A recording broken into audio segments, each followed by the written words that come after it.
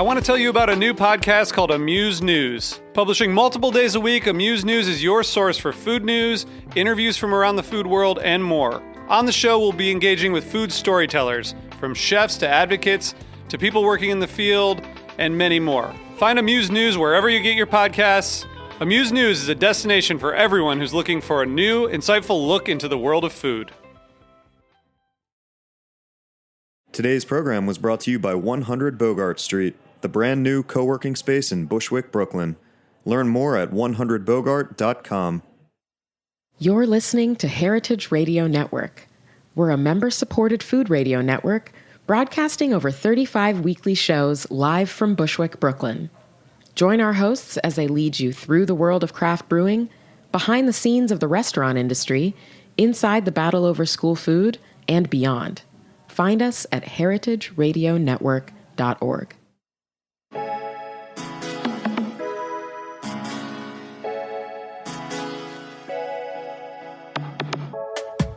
Hello, Heritage Radio, and welcome to The Line. If you're joining us for the first time, each episode I sit down with a chef or a restaurateur for a one-on-one interview about their early life, first jobs in food, their career trajectory, and then we talk about what they are working on right now. My guest today is Max Sussman. I know him pretty well. He's my older, wiser, more bearded brother, and also my business partner. Together, we co-own Samesa Restaurant, located in Williamsburg, Brooklyn. Max was previously the chef de cuisine at Eve the Restaurant, a beloved neighborhood favorite in Ann Arbor, Michigan. He worked at the Breslin. He was the chef de cuisine right here at Roberta's when it won 2 stars from the New York Times. And then he led the kitchen at the Cleveland in Manhattan before deciding to pursue his own restaurant concept based around shawarma. He's been nominated for a James Beard Rising Star Chef Award, and he was both a Zagat and Forbes Magazine 30 Under 30. Hey, Max. Hi. How's it going? Let's start at the way beginning, as we usually do on this show. Where were you born, and where did you grow up? I was born in Royal Oak, Michigan. I grew up in Huntington Woods, Michigan, just outside of Detroit. And so what's that life like for you? So funny. As a young kid, growing up in the suburbs of Metro Detroit, what did your parents do, and what was it like growing up? Well, as you know, well, it was great. I mean, we growing up went to a Jewish day school, which I think really kind of impacted a lot of my experience as what it's like to grow up. We spent a lot of time, a pretty good amount of distance away from our home. The school was about a half hour away, so a lot of our friends were a half hour away. And so we kind of were, we didn't have a lot of friends in the neighborhood until I ended up in high school. But we made up for that with what I consider like one of the most important experiences, which was going to Camp Tavor over the summers. Still friends with a lot of the people that I've known for, in some cases, like, how old am I? In 20 years, which is, to me, pretty insane, because a lot of the people I know and the people that I've met in other areas, it's amazing if you stay in touch with them for like 1 or 2 years, especially in New York when everyone's always moving around and things change so frequently. So that was a big part of it. We're going to talk about Tavor a little bit down the line. Let's still stick with sort of Huntington Woods and being a little kid.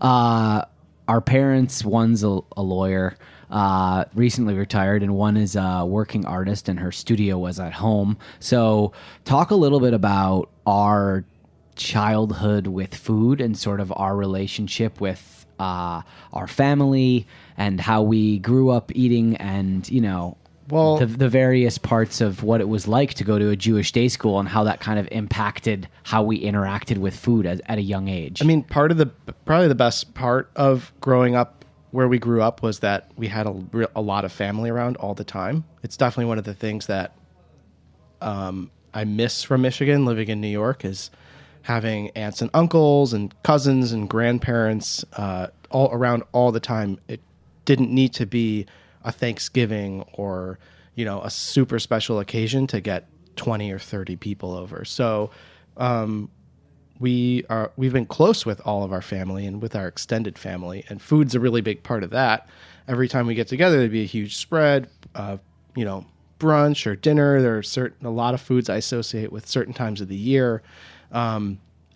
Every Rosh Hashanah, every time we did the Jewish New Year, it was mushroom barley soup and cold cut sandwiches. And I still have no idea if that is something that any other Jewish family does.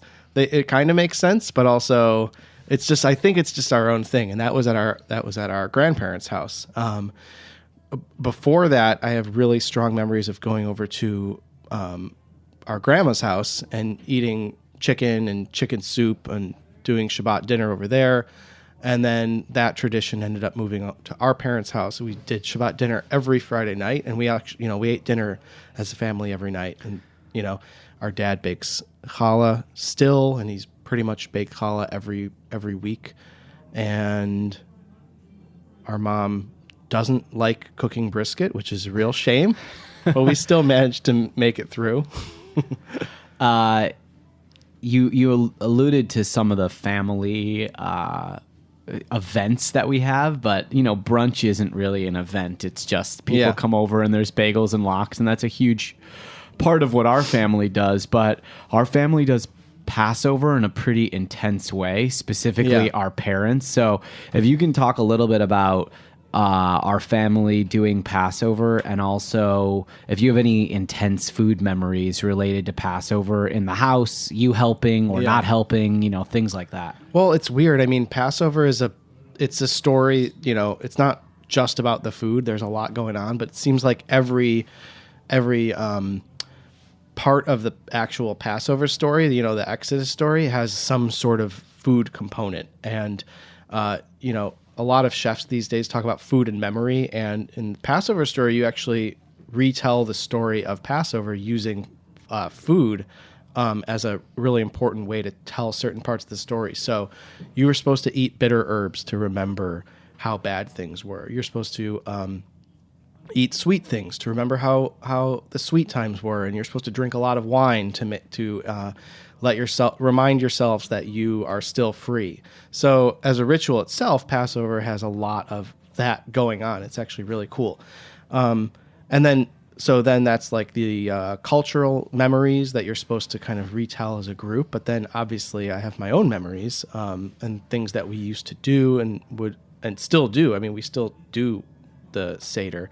But I think it's like one of the memories is just you eat a huge chunk of horseradish a few times, and it's before the meal, and you haven't had anything, and everyone's kind of just hungry already. So like you're actually hungry, and you're eating horseradish as like an appetizer, and everyone's eyes water, and everyone's screaming and coughing, and it's a little over the top and dramatic, but it's fun, and you do that every year. You start to build a lot of memories around those kind of moments. Dipping parsley in salt water, which is kind of bizarre to think about like as part of the ritual, but it actually tastes kind of good. So to anyone who's never been to a Passover Seder, you've made it sound terrible. Well, you're like, there's no eating. You eat 3 gross things, and then there's 4 hours of prayers. And it's not that far off. No, then there's like there's a wonderful huge spread that comes out after that. You just got to kind of get through a lot before. I think if you can tell a little about the gefilte fish portion of Passover. So I don't think gefilte fish is anything to do with Passover or the Passover story, but our mom and her sisters and her mom have every year I actually don't know how long, because it's probably started before I actually can remember it, make gefilte fish from scratch every year. So gefilte fish is sort of like a poached fish meatball that's often sold in a glass jar with like a jelly liquidy thing covering it that nobody knows what it is. It's like whatever Keanu Reeves was sleeping in. It's exactly the like that. Yeah, it's like the Matrix slime. And you take the gefilte fish and you dip it in the prepared horseradish, which is often pink from beet juice, and it tastes totally fine. It's not really about that. But our our mom and aunts and Nana actually, as like a thing they do every year, take whole fish. They buy the fish, fillet the fish, make stock with the bones, and then put the fish through grinder and season it and actually poach it themselves, which is like it's a major ordeal. They poach it, they make a poaching liquid, and then cool it, and it's served. And it's a very, very special thing. I think it's really special for them to all do together as a mother-daughter intergenerational project. And then it's actually really cool for everybody to eat gefilte fish that didn't come out of a glass jar when we're all gathering for this, important meal and doing that together too. So that and that's something that is super cool. As a chef, I love that it happens and I was exposed to it growing up. I remember thinking how funny it was that our house smelled so bad. Having that just like boiled fish, fish skin smell in your house for 3 days but it's just part of it, It makes me enjoy it and think about it. And when you go into a fish market and smell the smell, it kind of brings a little of that back too. In a lot of interviews that we've done over the years, like for our cookbooks or, just surrounding the restaurants that we worked at, we go back to this nice little anecdote that we grew up in a house with no microwave. We weren't allowed to have soda. And then our snack pantry was sort of a joke, right? Like our friends would come over and our snacks would be like cashews. Right. That was the delicious, crazy snack that we had. No chocolate or anything. Is this just like a good soundbite, or do you think that this actually has anything to do with our relationship to food? I think it really does. I mean, the microwave thing, I really think it does. Like you just said, we didn't have a microwave, which was weird then and is even like weirder now. Like it's just, you literally get a microwave like if you open a checking account. I think they'll just give you a microwave. At this point, they're everywhere. You can't really, it's hard to find an apartment that doesn't have a microwave, to be honest. It's just something that everyone has. And actually, interestingly, our parents just redid a whole kitchen, and they still don't have a microwave. So there's just nothing in it for them. And I think that the biggest difference was that once we got old enough to start making our own food, there was no quick and easy microwave way to heat stuff up. So if there were any leftovers, you had to grab a pan and like figure out how to make your food hot without either burning it or just ruining it completely. And as opposed to just sticking some leftovers in a bowl and pressing the thing for 2 minutes and it's done, you have to figure out how much water to add, if it's a high heat or a low heat. Do you need to add any oil? And just some really basic, kind of super simple things. But that's like really all cooking is when it comes down to it. It's like you take something from your fridge and you heat it up in a pan, and you have to make it taste good and make sure it's not cold in the middle. So I do really remember heating up leftover Chinese food and like on the burner, and it's super different, Do you remember ever like having a friend come over and them seeing you do that and then not knowing what you were doing? I do. They'd never seen a house without a microwave before? No, mainly because I didn't really have friends, but I do remember very strong memories of my cousin Eitan and I, who are about the same age, and so we did everything together growing up, going like nuts on boxes of mac and cheese that we would take, like from Kraft mac and cheese, take it from the box and just like make it your own. And that just meant adding like a lot of hot sauce and garlic powder usually.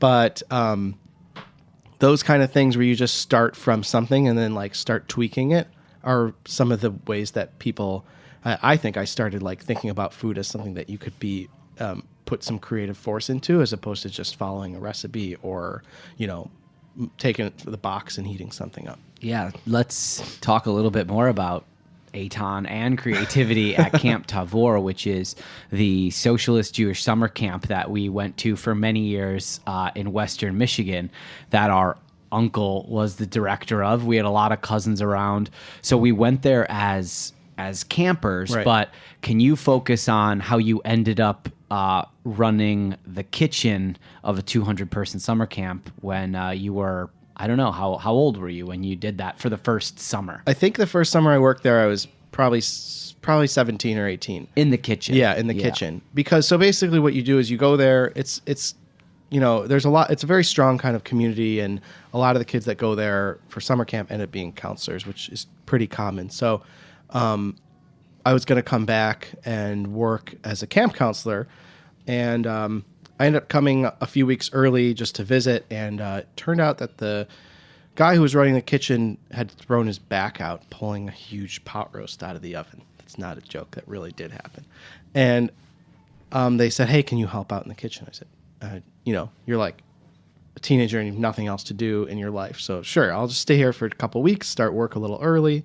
And that was the first time I'd ever been in a professional kitchen, and I loved it. I loved everything about it. I loved cooking on a huge scale. I loved using all the equipment. I really liked the idea of being involved in something that was nurturing to a lot of people, and doing work with your hands that's super hands-on, and you can see the result like immediately. It's a craft, as a lot of other people have said. So all those things were really, really appealing to me, and I ended up learning a lot, but also just you kind of just get thrown into it, and you don't really know what you're learning because you're just doing it, and everyone's just telling you what to do all the time. Then the next summer, another camper and I decided to try to convince the director that we could run the kitchen ourselves, which was pretty not something that we were really qualified to do at that time in our lives. Somehow she went for it. And that was the summer that Lior and I were co-runners of the kitchen. And we had a lot of fun. And we basically just took it to a level that I don't think anyone had ever taken it to before. And I ended up working there for a few years. And one of the main things we did there was just to get rid of all the frozen food. So it's an institutional kitchen, right? So there's freezers, and you can buy, it's just a cafeteria. You can buy things that are pre-made, and you can buy things that are frozen, but you can also just buy ingredients. So we got rid of all the frozen stuff, and we just started making everything from scratch. And when you say frozen things, what exactly do you mean? Frozen pre-cooked vegetables, frozen pre-cooked like potato type things, a lot of frozen pre-shaped cookie dough, mixes. We just figured let's just do this ourselves. So the ethos of this summer camp was very, very hands-on, very much like put your money where your mouth is. So everyone's getting their hands dirty doing various work tasks around the place. And so we figured let's get more involved in what it means to actually be cooking and eating. And let's take a little more care with where the ingredients are coming from. We took rowboats across the lake. There was a farm stand of local produce, and we started buying from them. And a lot of that stuff's still in place. We started sourcing the coffee a little more carefully, buying fair trade when we could. And a lot of that stuff's still in place, and that's become a part of this institution, which I feel really something I'm really proud about, because it makes a difference in the people's lives that you're buying the stuff from and the people that are eating the food. While that fits in with the ethos of that summer camp and, the general vibe of everyone that goes there would obviously support that decision, you know, and still does. As a 19 or a 20-year-old, you're given a budget for the summer.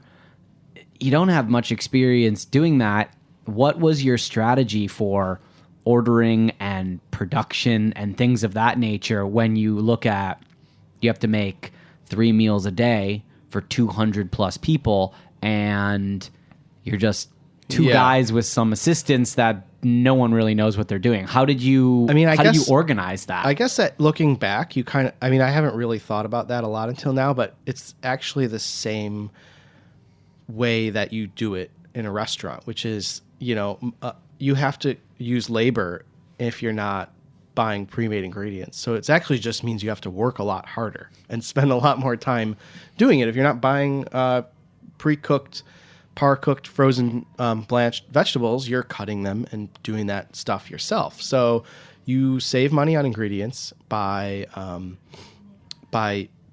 using the labor that you have instead. And we had pretty much indentured servitude situation set up where all the cooks were sleeping about 20 feet from the kitchen.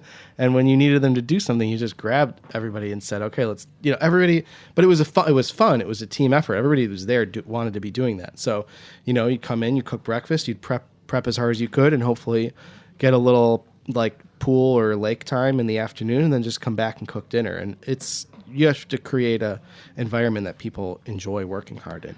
I want to put you on the spot to share a good story from the summer that you and I were there together. So your third summer, I ended up coming and basically becoming sort of your right-hand guy. By then you had a lot more experience and you were leading the kitchen with sort of a degree of confidence, right. I would say. And we started doing a lot of really interesting. We were making like one meal we did naan and palak paneer. Right. And it was all Indian. And, Shabbat dinner, we were baking all the challahs and doing roast chicken. Do you remember the chicken fat fight? I do remember the chicken fat fight. And if you can tell the listeners how that came to be and that was probably the most irresponsible that we behaved in a long time. But probably. If you can tell Luckily, it was a about long that. time ago. Yeah. Well, I feel like the chicken fat fight came out of the chicken fat contest. I think those are really related. So every, like you said, every Friday night we'd roast chickens, serve them. And, as you're like putting them on trays, you end up with a lot of chicken fat. So we'd pour it all into one big hotel pan.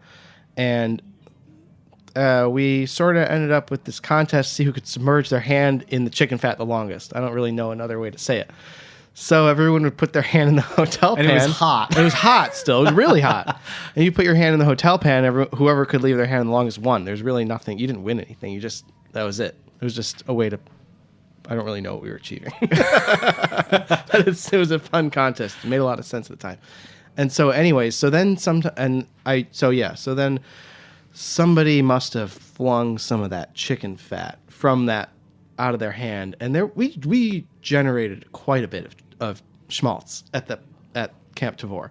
And when you're of that age and there are a lot of kids around and you are pretty much 2 years removed from being a kid yourself, it's not that hard to segue into like a total food fight situation. It's just lurking there beneath the surface at all times. You're trying to be like responsible and run this kitchen, but really part of you just wants to have a food fight all the time. And that's exactly what happened. There were about a dozen people. You're throwing chicken fat across the kitchen in various states of congealment or not, and it got in the ceiling and on the walls and everything.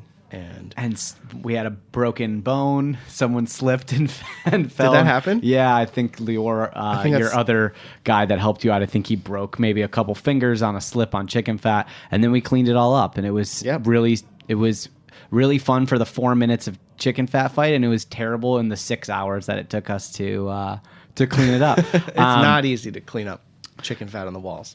We're going to take a quick break, and when we come back, we're going to start talking about Eve in Ann Arbor and also some of your more recent jobs in New York. Stick with us here on The Line.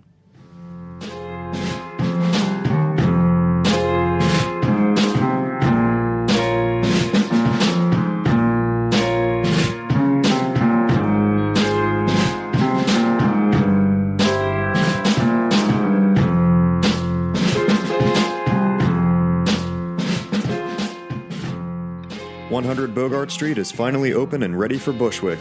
100 Bogart is a brand new, state-of-the-art co-working space that provides turnkey workspaces, including open layout desks, meeting spaces, and furnished private offices. Members have access to top-notch amenities such as custom furniture, high-speed internet, spacious kitchenettes with coffee and tea, printers, scanners, and much more. Alongside their professional work environment, 100 Bogart also provides exclusive educational programming for any curious entrepreneur. Heritage Radio Network has made their new office home at 100 Bogart and will host many events there in the future. For more information about their co-working space, visit 100bogart.com and become a member to network, create, and educate.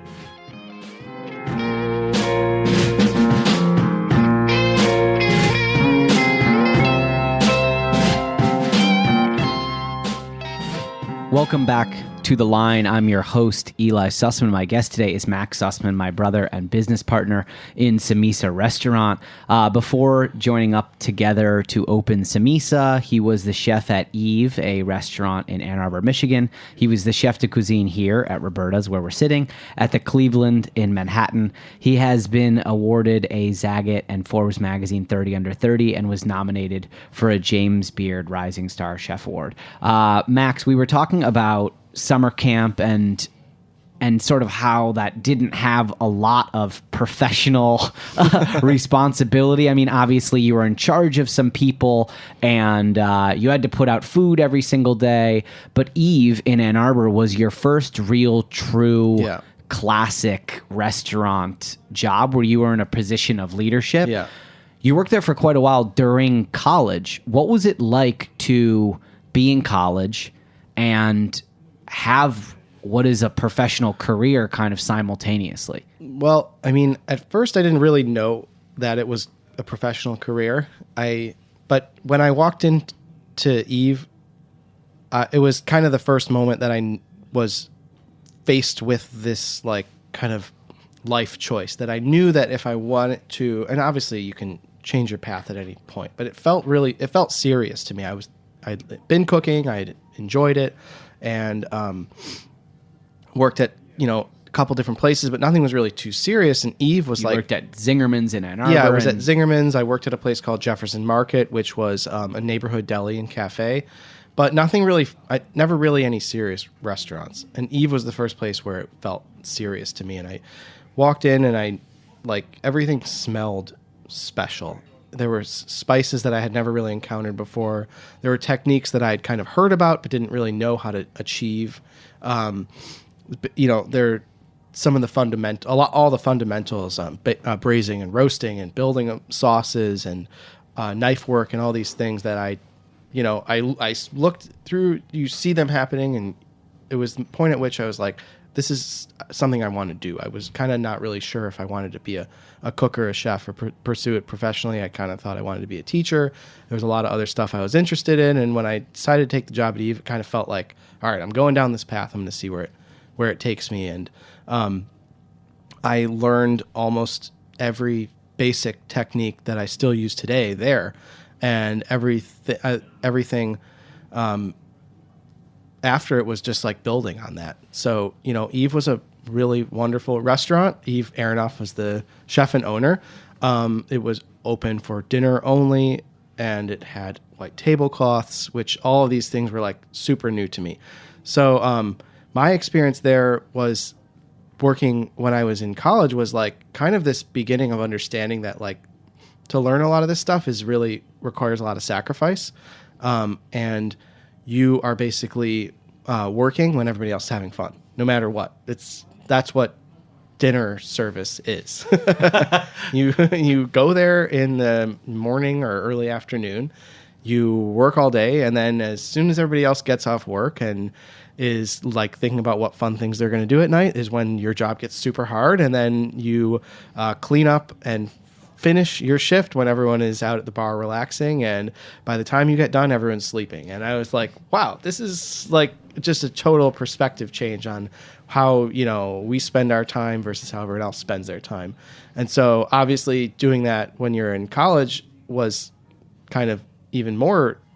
I mean, I guess when you're in college, you can still go out afterwards. It's not like everyone's asleep, but you miss a lot of stuff. You miss time that people spend hanging out with each other, and you end up building those bonds with a lot of the people that you work with in the kitchen. It's why people call their people they work with in the restaurant their family. And that's why you call it family meals, because you spend so much time with these people that everyone else is spending with their coworkers or other families, that they become your family. And that's pretty much what happened there. Was there a technique, or, obviously amongst the many techniques that you learned at Eve, that you thought to yourself, wow, this is so cool? Were you, learning how to bone out something, or you learned how to make a sauce or a braise for the first time where it felt like you were in a totally different world than that you'd ever seen before? I think that, Eve had this Eve had this curry sauce with curried mussels was what the curry sauce ended up being used for. And I think it really is a really good example of what she can do really well and how she can build layers of flavor. And so you taste this end product and you're like, wow, how do you get all this flavor and everything goes together so well? Well, it takes a lot of time. It takes a ton of knife work. You have to, cut shallots and ginger for 2 hours and then, build this sauce that has to simmer for like 4 or 5 hours. And then, finally you take that and then you add it to your pan when you're cooking the mussels on the pickup and everything kind of comes together. So it was kind of this first understanding of like, how do you cook in a restaurant? Well, there's a lot of big batch projects that have to happen beforehand, and then there's a lot of finishing work that has to happen on the line. And those two things combine, and it requires just like a colossal amount of teamwork and coordination because you can't just do everything yourself. You're a good home cook. You go shopping and cook everything and cook food for people, and it's delicious, and they say, wow, what a nice dinner, thank you. But at a restaurant, it's impossible. You can't do everything on your own. You have to build a team. You have to rely on other people. You have to have everyone working in coordination and knowing the big picture at all times. Otherwise, it doesn't work. So that coordination is actually what falls, a lot of that responsibility falls to the CDC, which is a position that you held at Eve. Yeah. And you were working there for quite some time, and you made the decision that you wanted to move to New York. Can you talk about why you decided to make the decision to move, and what was the first job that you had here, and Sure. what was that transition like going from the CDC of a restaurant to not being in a leadership position anymore at your new job? Well, yeah. So I had basically been at Eve, essentially running the kitchen for about a year at that point, and developing like a whole other set of skills, still cooking a lot, but there's a lot of different stuff that you have to do. You have to write the schedule. You have to do a lot of ordering, expediting, which is, running the service. And I just felt that I wanted to put myself into a situation where I kind of been teaching myself all this stuff, and I kind of wanted to put myself in a situation where you go back to not being in a leadership position. I think it's like pretty healthy to do every once in a while, where you like just go from being in a leadership position to putting yourself in like being like, you can tell me what to do, and you humble yourself again and make yourself open to learning again from other people's experience and mentorship. So obviously New York is and was and maybe will be for who knows how long the place where people come to learn how to do things better and to test themselves. And there was a lot of that. I wanted to see if what I thought I knew, see if what I thought I'd learned inside really stood up in a different place where the standards are higher, the skill level is higher. There's just like a lot more cooks, a lot more chefs, and people that have a ton of experience. So that's why I came here.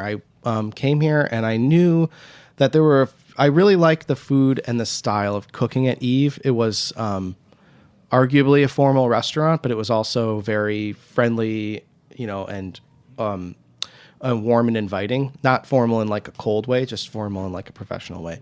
So I knew I wanted to work at a place that had some of those elements there, as opposed to just being like New York's fanciest restaurant. I was really drawn to Italian cuisine. Eve was mainly French inspired, and I wanted to work in a kind of a different set of ingredients and techniques. So April Bloomfield was one of the chefs that I was very interested in working for and understanding. And the Breslin had just opened, and I trailed at the Spotted Pig and I trailed at the Breslin, and they ended up wanting me to work at the Breslin more because it had just opened. And so that was like how I ended up there. And they had just opened for dinner service. So basically I was like I was the first round of hires that weren't the people that opened the place, which were mostly sous chefs and people that had worked for her at other restaurants.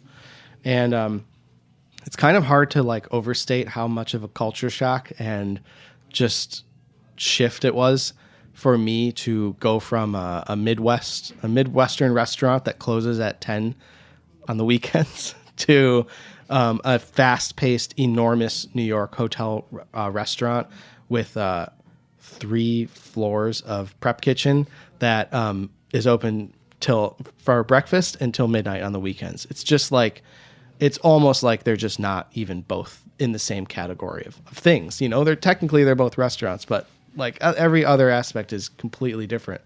And you basically at the Breslin, you go in much earlier than your shift was supposed to start, so that you could actually get all your work done.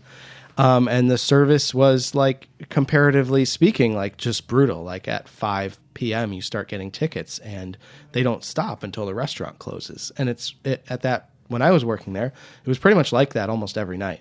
So it's not like, oh, this is Wednesday, it's going to be great, and let's get yourself a lot of time to prep up for the weekend. It's like, no, every day was like a weekend day from my previous framework.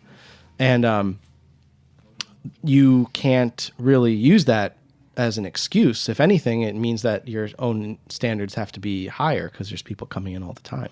So as far as like what I learned there was that they're really you have to figure out a way to make all the food good and consistent all the time, no matter what.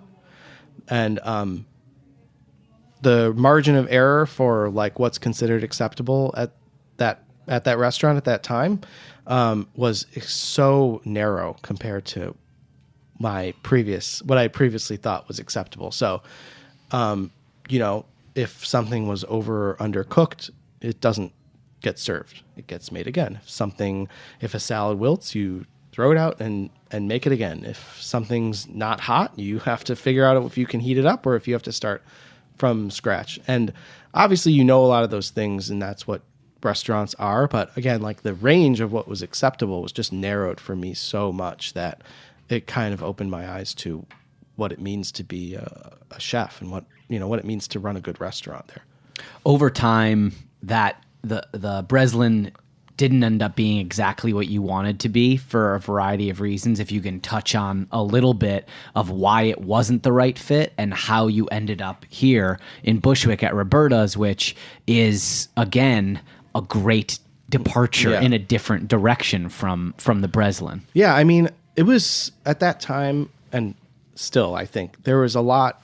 First of all, it was a huge restaurant. There was just so much ground to cover. There were a lot of things that were out of your control, but were somehow still your responsibility. And like, so that's part of what I was saying before, how you can't actually do everything yourself. You have to rely on other people. That's if there's a lot going on, that can be both extremely helpful or super frustrating if you don't get to make everything yourself. And I was kind of at the point at that time where I didn't want to have to rely on people that I didn't really know or have the opportunity to work with more directly. So I really did want to work in a smaller restaurant where I could do a lot of this stuff from like start to finish on my own and with like a smaller team. It was also extremely fast paced and a fairly, I would say like a fairly aggressive kitchen in terms of the work environment. And that's just not me at all. I'm like a much more laid back person than that kitchen required at that time. And I'm perfectly comfortable. I'm completely aware of that. So Roberta's, it was a way, I would say laid back is not even the way to put it. It was a universe of difference. And as opposed to having a chef screaming down your neck, at every minute, I had to rely upon myself to execute a lot of those standards, which is what I was really looking for again. So, like going back and forth between being in a leadership position and not, look for the opportunity to then take some of the things you've learned and make them and put them into play for yourself and for other people. So, and yeah, it's funny being here and talking about it because so much looks the same, but so much has changed here. Yeah, if you can, I know you worked here for a long time and you oversaw the back kitchen during a large transition from it being a well-known neighborhood spot that people went to for pizza to sort of a nationally recognized restaurant garnering a lot of accolades, sort of extreme wait times. And Carlo was doing these fantastic small tastings that have evolved into Blanco, his 2 Michelin star restaurant right nearby. But can you kind of encapsulate what your experience was like here working with Carlo, developing your own dishes and becoming a leader again at a kitchen? I mean, I think that the time I was here, and I think a lot, I've still talked to a lot of the people that I worked with, and for them too, it was a very unique, super special time that probably won't really be easily replicated. Part of what was so special about it was that Roberta's was like basically creating itself at that point. So there was a lot of, and people who were here were doing that. So, you know, a lot of restaurants open with a concept, and it's very clear what the concept's going to be. You say, oh, we're going to cook, you know, coastal Italian, or we're going to cook Northern California food from the 70s. Or it's like it's something's very well defined, and that's how you raise the money and do your PR. And that's, you know, a lot of restaurants, especially this day and age, are like that. But Roberta's was like something that just, it evolved on its own. And the owners let a lot of the people that worked here help participate in that evolution. So there are many people whose contributions to Roberta's are like still here, and that was so everybody who worked in the kitchen could basically do that. There were no rules about, oh, only this chef can come up with new dishes. It's like, look here, if you want to try something, we'll order it. We can test it out. We all taste everything together. We all critique everything together. If there's something there, we can move it in a good direction, taste it again, and then if it's good, it goes on the menu. And it was like there were no limitations, and that was what made it so special. It was like if I felt like I could really come up with the dish, but then build a team where everyone can come up with feedback, and it's very participatory, and everyone's involved, and say, hey, oh, this, maybe you could try this instead. It's like, it makes for a really, really it's super exciting work environment that you don't really get in a lot of restaurant kitchens, where there is a chef with a huge ego. You're not even really allowed to talk to them sometimes. You have to talk to their sous chefs through them. You're not really, feedback isn't really welcomed in any way. That's like how a lot of these old school brigade style kitchens are set up. So to come here and first to work in an environment where it's like, what do you want to do? That was like, what do you want to do? What do you want to order? What do you want to try? Let's come up with something. And then to be able to absorb that and then work with it with the other cooks and build a kitchen and a menu that's kind of based on that, like openness and collaboration is really fun. And I don't know that it'll really happen again, because Roberta's was in this kind of like process where it was finding its own identity and relying on a lot of people that worked here to do that. And even when there was conflict in that, because not everybody agreed on what was supposed to be. But Carlo was he was the force behind that, and the person that allowed that to happen, to create the kitchen environment that was super open and very, very like lacking in rigidity and rules, but where the ultimate decider was something good or not to go on the menu. And obviously everybody has their own ways of deciding that, but that was really what it came down to. And the tastings that Carlo did here that were the genesis of what ended up becoming Blanca really helped with that. And it's exposed me to like a ton of new stuff that I never really had experience with before, like, you know, dry aging, a lot of Japanese ingredients that I'd never really had the opportunity to work with before, that he was fascinated with and was ordering, and we were tasting all sorts of stuff all the time. So there's a lot of really cool stuff here. Your career up until this point has been on a really high upward trajectory. You had a lot of success at Roberta's, and then you decide to leave here. You want to pursue a new path, and you end up at the Cleveland in Manhattan, a project that you were the executive chef of, and you had sort of first, last, and final say on everything. That project didn't last. It closed. Can you talk about how it felt to kind of go off on your own, and also how did it feel when that project wasn't working out the way you had wanted it to? Yeah, I mean, I really liked the obviously, you leave a place like Roberta's and it's going to be hard to find something that after coming here and having such a wonderful experience, it's hard to figure out what you want to do next. It's hard to find something that feels like the right path. And I'd never worked in Manhattan. I wanted to try that as a chef, I mean. And the Cleveland was a small, like very neighborhoody restaurant, and the owners were looking for a new chef. And I thought that I would be a great fit for that position. So it was my first experience not really having anyone tell you what to do or even provide a framework for that.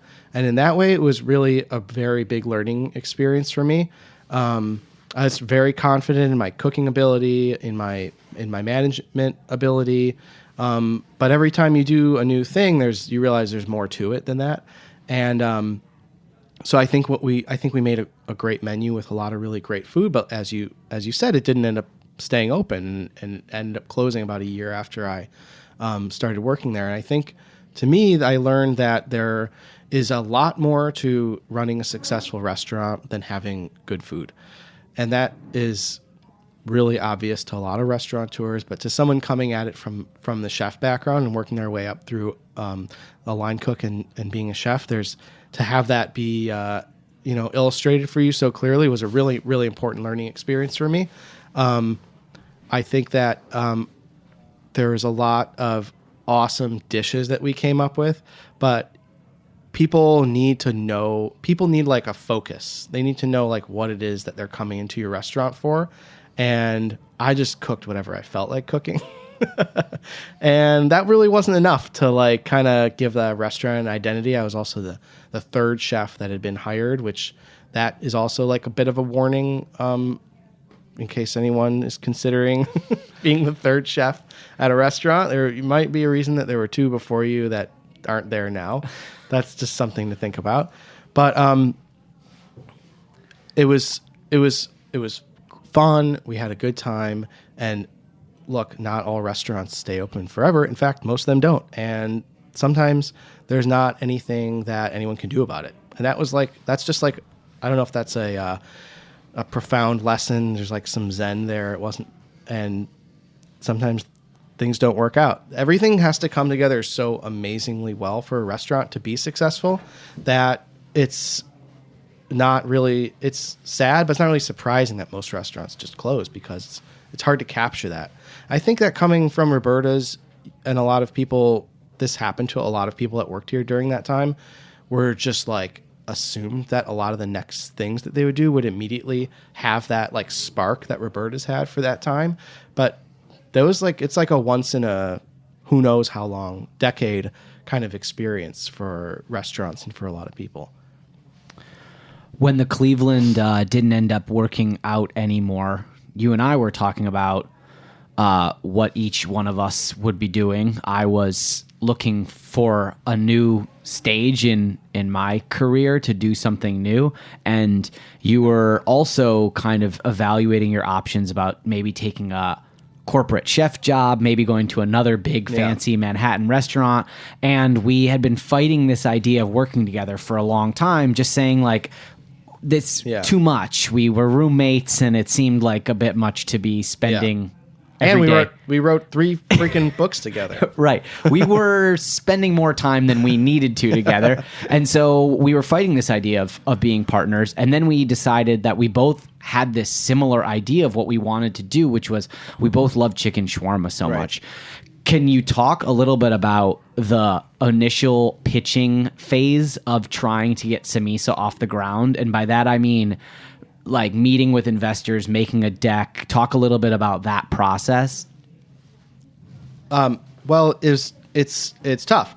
You come up with an idea, you think it's great, and then you have to convince other people to give you money for it. And that is not something that is as easy as you think. Even if you are convinced of your idea, So this is kind of goes back to this whole, like, you learn new things every time you try to do something else. So, you go up through being a chef and you learn how to cook, and then you learn how to manage, and then you learn how to deal with a little bit more of the finances. And then all of a sudden you're like, all right, I'm ready to do it on my own. It's like, actually, you're really not. We had a lot of people tell us that there's just so much more to it. And, but we went through a lot of back and forth with investors, people looking for different things. We were looking for different things. We were not really sure exactly what we were looking for and trying to do, which made it a lot harder. The concept morphed over but time. That's kind of that's kind of how these things work. The concepts change. And we ended up basically where we are, we pretty close to where we ended up, which is that we both were really decided that we wanted to do something in the fast casual realm, for lack of a better term, where the focus was on the food, affordability was really important, and a sort of a table service environment wasn't really the thing that we wanted to do. And we ended up where we are now, which is with Samesa on Lorimer Street in Williamsburg. It's maybe a little smaller than we had hoped, but it's doing everything we'd hoped it would. We wanted to take everything that we had learned and make chicken shawarma that people could feel good about eating, in a way that we basically wanted to combine the halal cart experience with a lot of the food that we grew up eating in Southeast Michigan, and using organic and local and all natural ingredients and cooking everything from scratch, which is really the difference, is that we make everything. And that was really the selling point, and it's why people come in. Can you talk a little bit beyond the food and the sourcing, sort of the business practices and ideas that we've decided to try to focus on developing in year 2? In year 1, we were just, let's get open and let's try to be responsible and let's try to be, good business people. But can you talk about a couple things that you have really helped us focus on in year 2 from a responsibility and growth standpoint? Well, I think that a lot of people know what they want to do and have come into owning their own business with a lot of high ideals and say, oh, we're going to do things differently. And we're of that nature, right? Like, we wanted to own a business, but we wanted it to be a place that where all the money that gets spent in a way that we feel good. Everyone that comes in has an experience that, like, enriches them, and that goes from our purveyors to our employees. So from the very beginning, we knew we were going to recycle and compost, and that was something that we built in from day one. We work with a local composting group in Bushwick that we know actually takes the stuff, composts it, and uses it for urban gardens in the area, which is really, really great. I think, like, what we're focusing on right now is how to make a difference in our employees' lives in a really constructive way, even though we're not a restaurant group that has the resources to do that the way a lot of big restaurant groups do. So, and that's, like, it's really tough. It's a small, it's still a very small business in the grand scheme of things. So how do you do things like make sure that people have enough sick time? How do you do things that make sure that people have enough money to live? How do you make sure that they have some vacation time? So we're trying to put all these things in place and create a positive work environment for a lot of people. And I think that, to me, that, and then just continuing to find better sources and make sure that we're more engaged with the community is, like, what we're constantly striving towards, basically. I'm going to get you out of here pretty much on this last question. We're about 1.5 years in to Samesa. Curious about if you could go back to right before we started, what would you tell yourself if there's, 1 or 2 things that you really wish that you knew that you would have been able to tell yourself, hey, it's coming, be ready for it? And also, what do you think has been our greatest or your greatest success 1.5 years into the Samesa project? I think that going back, I would tell myself, and I think we sort of did this, but I would tell myself, you know the kind of culture and place that you want to create, and it's okay if not everyone fits into that, because there's a lot of accommodation that people do in order to create, in order to make everyone, in order to basically make it so that anyone can work there. But if your goal is actually to create a respectful and a respectful work environment that respects all people regardless of their background, there are actually a lot of people that don't really want to be in that kind of environment, and they don't need to work at your restaurant. And they can work somewhere else, and that's totally okay. I think that's something that maybe we didn't really fully learn right away, and it helps with hiring to make sure that people fit into the culture of what you're trying to, and the environment that you're trying to create, not just that they're a really fast line cook. That you can teach those certain skills, but you can't really change the way people are going to treat other people. What was the second question? What do you think is our greatest sort of success, or your greatest success a year and a half in?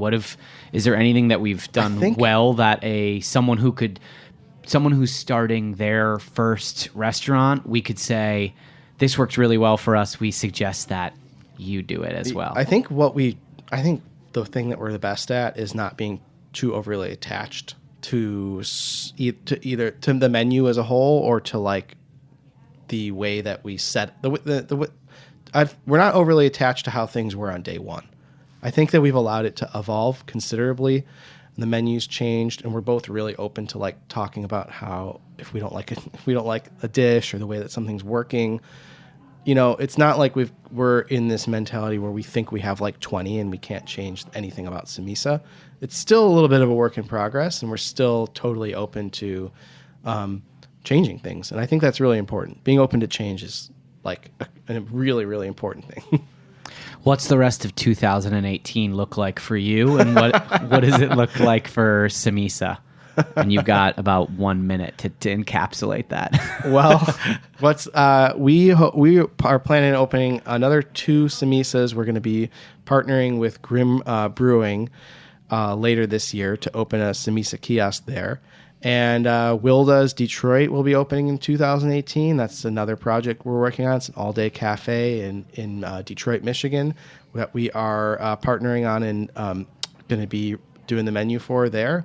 And there's even more to come. So it's going to be a busy year. There's a lot going on. It's very exciting. Maybe, fingers crossed, I'll do another 49 episodes and we'll have you on episode 100 to talk about the first year of Wilda's and Samesa location 2 and 3. Hey, Max, thanks for joining me on the line. Happy to be here. I guess I'll see you at Samesa in 4 minutes after we go off the air. Everybody, thanks for tuning in and listening. We'll be here every Tuesday at 11 a.m. for a new episode of The Line here on Heritage Radio.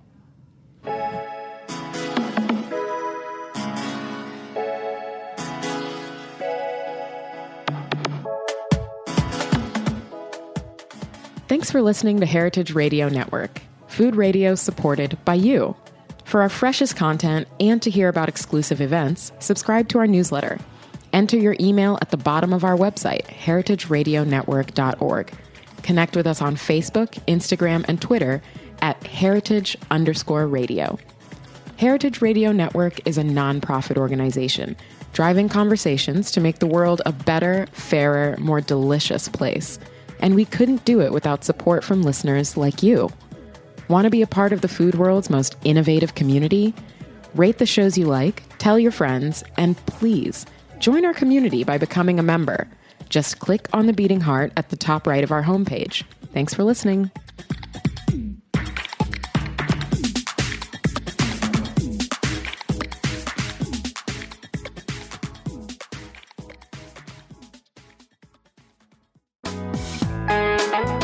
Hey listeners, we're nearing the end of our 15th anniversary fundraising campaign, and we need your help to meet our goal.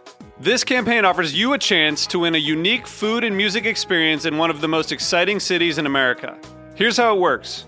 Donate to HRN and you'll be entered to win dinner for 2 and 2 tickets to a concert in one of 8 amazing cities: New York, Los Angeles, Philadelphia, Nashville, Las Vegas, Charleston, Ardmore, Pennsylvania, and Asheville. All donations support our work educating food system storytellers. And when you donate, you can choose one of those cities and you'll be entered to win dinner and 2 tickets to a show. So help us reach our goal and enter to win dinner and a show in the city of your choice. Check out heritageradionetwork.org/15 to donate and enter to win today. That's heritageradionetwork.org/15. Thank you.